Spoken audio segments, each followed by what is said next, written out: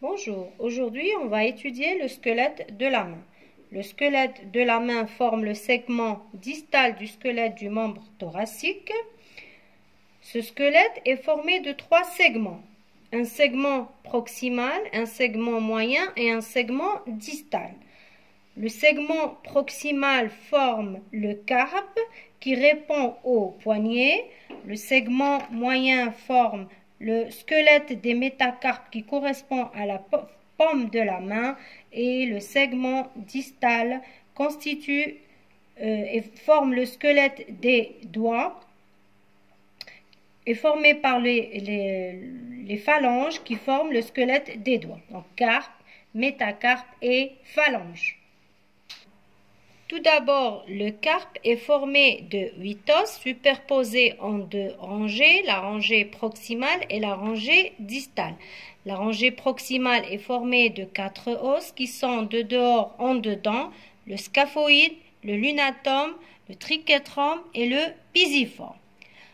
Pour la rangée distale, elle est également formée de 4 os qui sont le trapèze, le trapézoïde, le capitatum et l'amatum.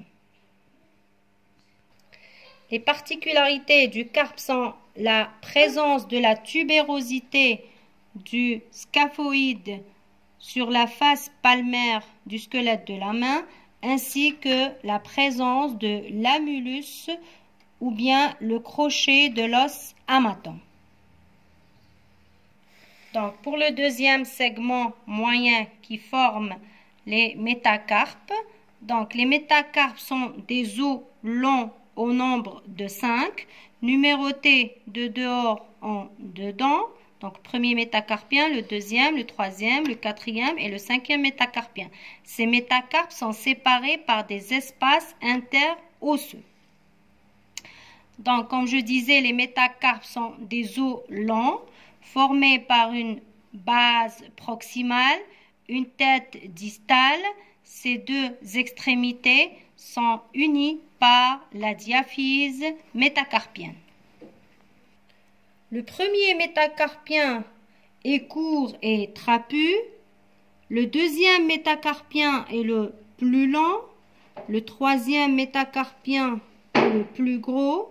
Le quatrième métacarpien est le plus grêle et le cinquième métacarpien est le plus court et le plus petit.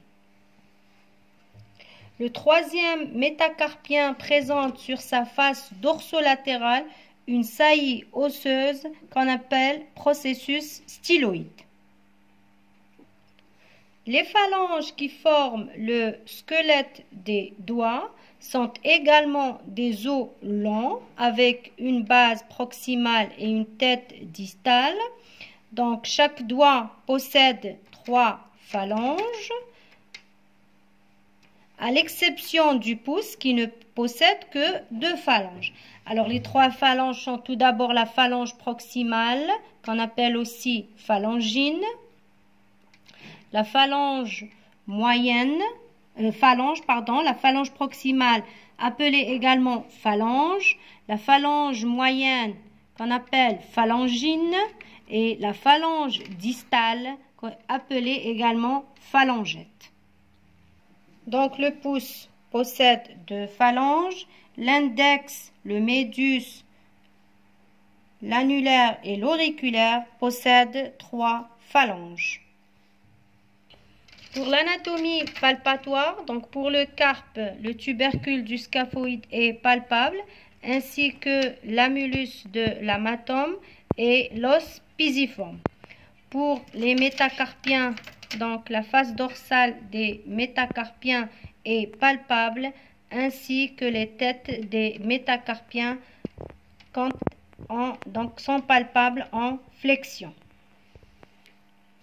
Donc je vous remercie.